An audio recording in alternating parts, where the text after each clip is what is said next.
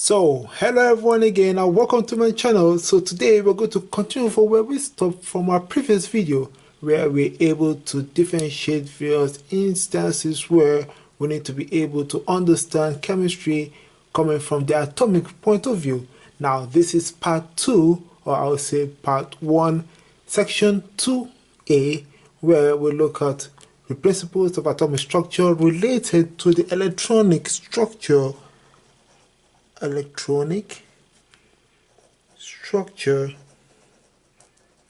the atom. Now this is going to be specifically the electron point of view.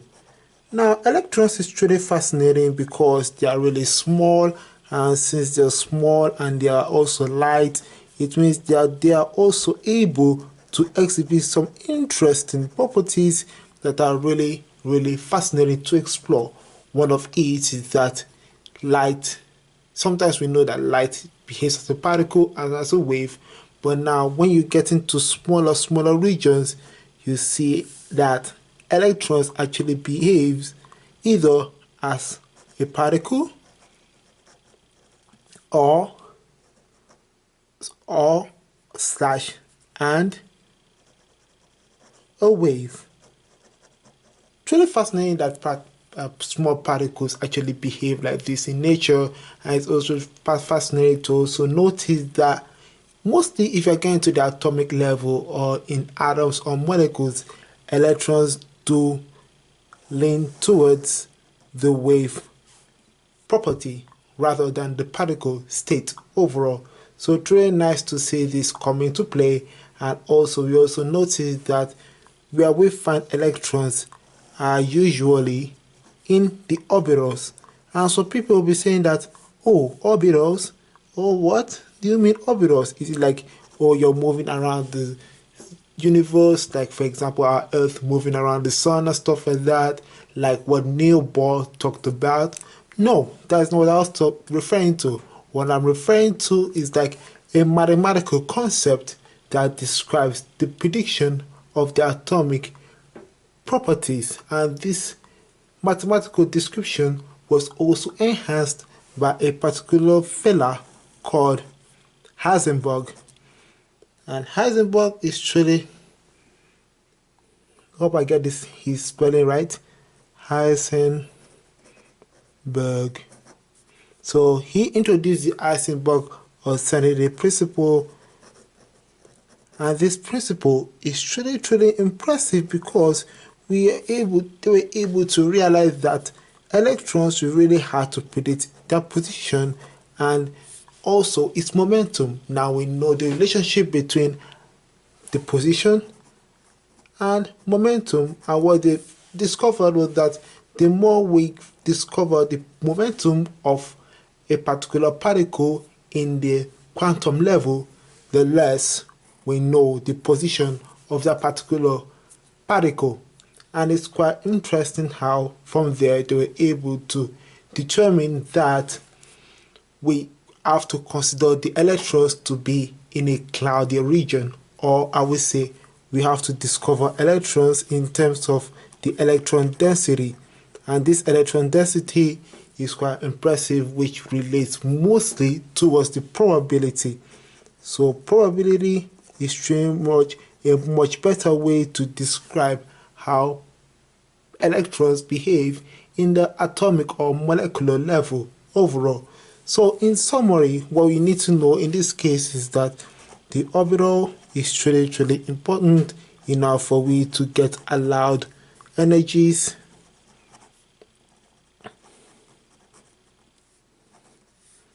or energy state of electrons,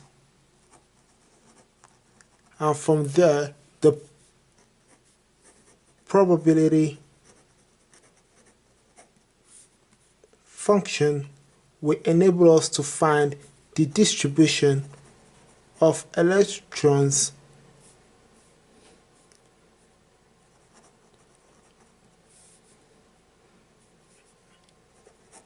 electron density